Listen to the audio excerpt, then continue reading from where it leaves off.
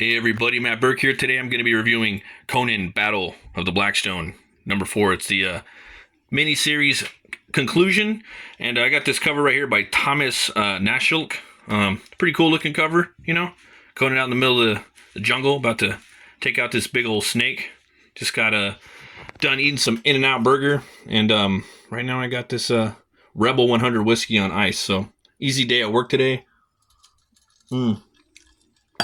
Picked this book up yesterday at the comic book store. I had 2 Conan books waiting for me, and I was like, I could read both of these tonight, but now I was like, I'll save the next one for Thursday night. Give me like a little something to look forward to, you know. There was like a big debacle with Diamond this last week, so got both my Conan books on one day, so no harm, no foul. But let's get into it. If you guys haven't seen this yet, Conan Cult of the Obsidian Moon by James Lovegrove. I'm hearing it's really good stuff. It's out now. Go ahead and check that out. Really like this cover too. Just really, hard-hitting silhouettes right there. They always say that if your character that you design has like an awesome silhouette, that's how you know you're onto a good character design. And for those of you that don't know, this series basically brings together a lot of the Howard characters into one cohesive story, and Jim Zub's been on the writing duties, and he's been doing a great job so far. This right here kind of shows you where they're at in the story. I love that. I love what they're doing at this with the books for each issue. And right here is like a little recap of where we're at in the story. So 6 souls remain to face the eldritch unknown, following James Allison's tethered deeper into the untouched wilderness. After days of travel and halting attempts at camaraderie, the heroes of men come across a shard of the Blackstones embedded in a shattered tree trunk. John Conrad, entranced by the stone, and with his body seemingly acting on impulse, impaled his hand on the shard, stirring corrupt memories of the past, now infiltrated by the Blackstone beast. The companions moved to rescue him, but were too late, forced to watch as Conrad's body was violently crushed to pulp, both in the past and the present. Yeah, that was crazy, man. The last issue, he got destroyed in 2 different time periods by the same beast. That was pretty fucking metal and really, really creative in retrospect. Refusing to be hunted any longer, Dark Agnes drew the sigil in the dirt with the tip of her sword, summoning the beast set to slay. Beckoned from the beyond, the beast answered the call, and battle was formed. Despite Agnes's valiant efforts, and with Conan struck down attempting to save her, the sword woman met her end, torn in 2 by the beast's terrifying teeth, and the companions retreated to safety. There, settled in Briss's arms, and with his lifeblood leaking into the jungle floor, Conan's wound proved fatal. Now, only 3 heroes remain. Oh snap. And you got my 2 favorite Howard characters right here. You got Solomon Kane and Conan chilling, and then you have the new I call her the glue. She's the glue that's holding the story together. She's the new character that they brought in to kind of keep the story cohesive. Time passes in jungle, cycles of life and death, inhale and exhale. And just to let you guys know, I'm going to spoil a good chunk of the story. Not all of it, but I'm going to do some spoiling. So be warned. Growth and rot.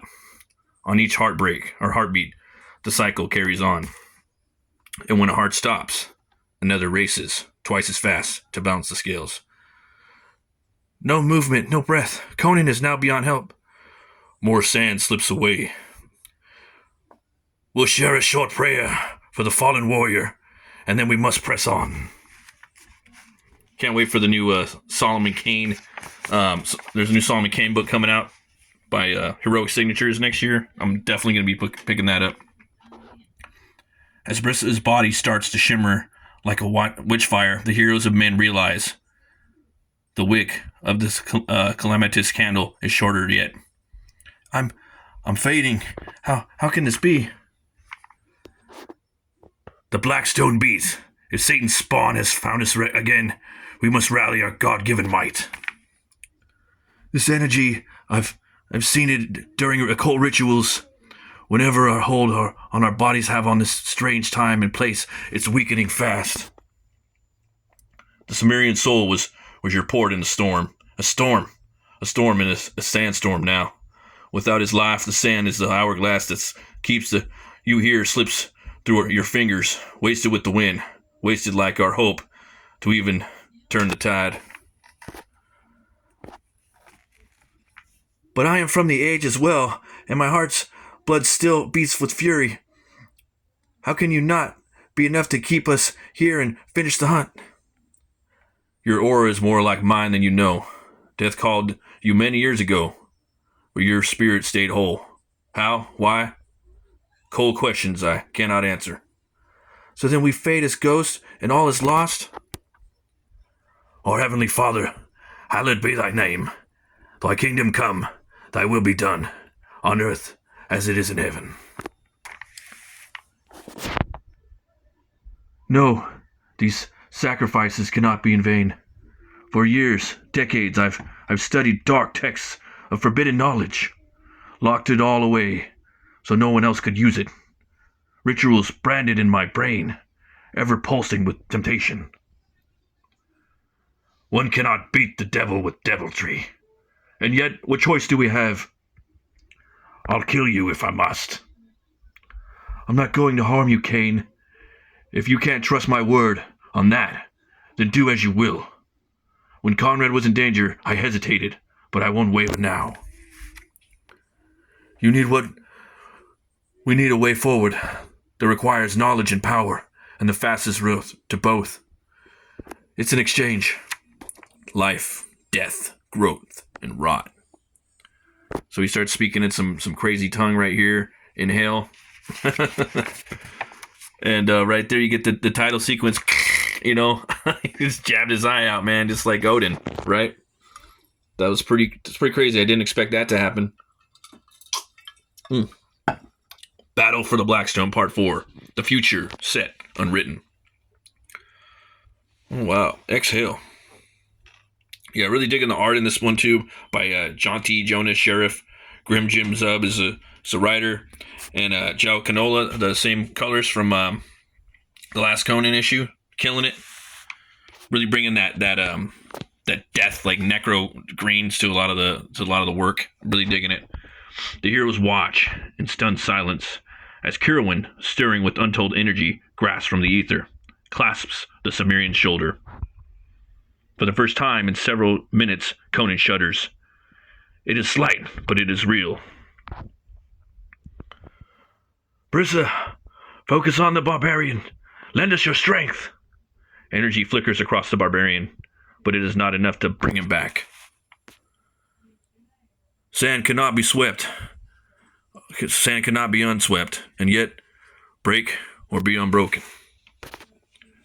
James Allison's eerie energy swirls around the trio, bolstering the spell. We're fools till the end. Cain, we need you.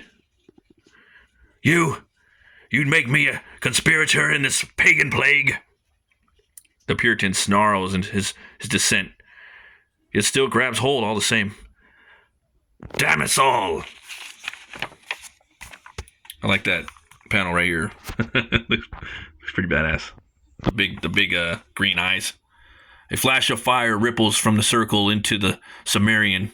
His body surges, and he screams. Rawr! If Valhalla or the Void had a place for Conan, he'll know this time. Grom's bloody throne, I was. Quite dead, but no longer. You sold your soul for the savage? Not exactly. Like Odin the Norseman, I asked for insight. A way to see paths of power normally closed to mortal minds. And see he does. A sinuous spectral parade, snaking its way through the deep jungle. A procession of phantasmic Picts, marching toward whatever mysteries lie on the horizon and well beyond. We must tread the trail that generations of Picts have traveled before us, and the source of this Blackstone curse, and banish it or die in the attempt. Very well. All right, scholar. We'll see it through the end. I owe that beast and its kin a bloody bolt of vengeance. I like that. I like that Conan panel right there. This little beady eye right there looks cool. And the black just socket right there. My favorite couple panels is coming up right now. Onward the hero's trek, and each step, the weight of the journey is measured in stoic silence. John Kirwin is the only one who sees strange ghosts of the past, but all of them feel their circling presence moving through the forest. All the while, James Allison's spirit sputters, growing weaker as they approach their ultimate destination. For fools till the end, mark for word.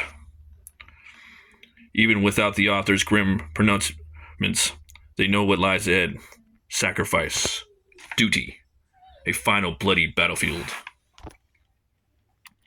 In the blasted crater below, there lies a cracked onyx altar born of black stone, surrounded by picked soldiers, both living and dead, hovering above the beastly behemoth that has haunted their souls through this time and space. That's a pretty badass picture right there. I really like the design of this beast in here too, man. It's hard to come up with monsters nowadays, but also keeping it canon-esque with Lovecraft and Howard. It seems like it would be a hard job, but also a fun job to do. And they looked like they had fun doing it, and they pulled off great. With inhuman fury, the creature shrieks, "Wow!" With rage unleashed, the warriors cry. And this is my favorite. This is my favorite page or double page of the whole Blackstone arc right here. Look at that. You got Kirwin blasting his eye right there, just taking this guy out. You got Solomon Kane, shooting this dude over here, right? Then you got Conan right here, just taking that dude's head off. You got Brissa. She's putting the spear to his eye. Just a really epic shot. It'd make a really cool poster, But yeah, man, that's all I'm going to show you guys. I actually showed you a lot, and I like Conan. He's about to start kicking some ass with Dark Agnes's sword. For a second, I thought that was Solomon Kane lent him one, but from the other issue, he picked that up. But I don't want to spoil the end, folks, and there is some pretty cool action left in there. Yeah, I'm gonna let you guys get in there and check it out. I will let you know though, there is something they did awake in space. So beyond flesh, beyond death, beyond time, an orb that rides with life, a terror dreamed of, asleep for all time, yet now wide awake. Shuma Gorath. But how do they get there? You guys are gonna have to find that out. We got these really cool poster or art right here. You got the regular cover that I got right there, number 1. You have this one right here. This one looks pretty boss. Yeah, Andy Belanger. You got Mike Deodato. That guy's awesome. He's been around. Legend. I like the black and white one more. You can see a lot more of the inks and the tones and stuff. Got kind of lost in the color translation. And then you got one right here. The One Who Awakens. The Strange Origins of Shuma Gorath by Jeff Shanks. Retach cursed the limitations of the flesh. He felt his brain crumbling, and he cursed all that men of all the worlds. He cursed them by Horath and Helgor, by Ra and Ka and Valka. He cursed humanity by the fane of the black gods, the tracks of the serpent ones, the talons of the ape lords, and the iron-bound books of Shuma Gorath, Robert E. Howard, The Curse of the Golden Skull. For many comic book fans, Shuma Gorath, the Lovecraftian extra-dimensional Great Old One, is the ultimate evil antagonist. Need to get a little drink. This Rebel 100, man. If you guys have never tried that whiskey out, it's killer. They got a regular bourbon and also a rye, but I don't really recommend the rye. And I'm a rye guy too. But he knew that it originated with Robert E. Howard. The first name appeared in the Cole story, The Curse of the Golden Skull, in which Rothan, a dying Lemurian sorcerer, mentions the ironbound books of Shuma Gorath. While it's unclear from the context or what Shuma Gorath is, the similarity with Lovecraft's Shnub Nuggaroth with Howard's own Golgoroth suggested it could be another cosmic entity. This certainly seems to be the way Roy Thomas interpreted the passage when he brought Shuma-Gorath into the Marvel Universe in the summer of 1971. The name was first used in the adaptation of the Conrad and Kirwan story, Dig Me No Grave. That sounds pretty metal. Sounds like a band name. When it appeared in the debut issue of Journey into Mystery. Then it replaces Lovecraft's Yog-Shoggoth, which was used in the original Howard story. The relaunch of Journey into Mystery, along with a slew of other new horror titles, was part of a longer shift in comic book storytelling taking place at that time. The recent revisions loosening up the Comics Code Authority allowed more flexibility in telling horror stories with Roy Thomas was quick to see how far the envelope could be pushed. Adapting stories and incorporating elements from weird pulp or fiction pulp writers like Lovecraft, Howard, Robert Bloch, Theodore Sturgeon, and others. With Thomas' recent success in bringing Conan to Marvel, Howard led the way in this new weird horror boom. The first two appearances of Cole, for example, were in Creatures on the Loose and where monsters prowl, and Howard's horror stories were beginning to be adapted. But it was in the fall of 1971 that Thomas began to overtly mix elements from the Howardverse directly with the superhero-centric Marvel Cinematic Universe, with the now legendary Doctor Strange run in Marvel Premiere. For several years, Doctor Strange had been in something of a publication limbo, having lost his own title. Beginning with Marvel Premiere number 3, however, the Sorcerer Supreme has once again given his own solo run, but this time incorporating Lovecraftian horror and tropes. In fact, starting with issue number 4, the credits page regularly contained the tagline, based on concepts created by Robert E. Howard. Over the run, he would get mentions of Valusia, the Serpentman, the Thurian Age, the Land of Caillou, Nameless Cults, and of course, Shuma-Gorath. And while Thomas was responsible for the initial plots and concept, soon the writing was handed off to guys who knew Howard very well, including Jerry Conway. Hell yeah, that's Punisher creator, Gardner F. Fox, and Steve Englehart. For most of the series, Shuma-Gorath was the big lurking in the background. The big bad lurking in the background. An immensely powerful, godlike being who once fed by human sacrifice in primordial times and now trying to make his way back into our world after dispatching several mini-bosses with appropriate names like Sliguth and Ngaboth and Dagoth. Doctor Strange finally came face-to-face with Shuma-Gorath in issue number 10, depicted by artist Frank Brunner, as a giant tentacled-eyed Shuma-Gorath was eventually defeated, though it cost the life of Strange's mentor, the Ancient One. Shuma-Gorath would appear sporadically over the next few decades at Marvel, including a 2-issue arc in Conan the Barbarian, number 2 issues 59 and 260.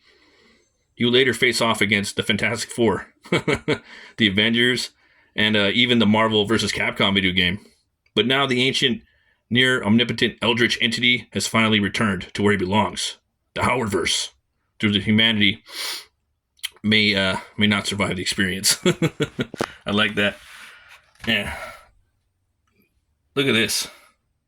I gotta get this Conan action figure, man. You could scan it right there too. But yeah, that's really cool origin for Shuma-Gorath. Jeff Shanks always dropping the knowledge, man. That's what I love too about these books. They always have that in the back. But dude, this Conan, this Rob De La Torre piece, man. Again, I was saying yesterday, it would be so cool if he came with all these little accessories, all the different weapons from different Howard characters. That would be killer.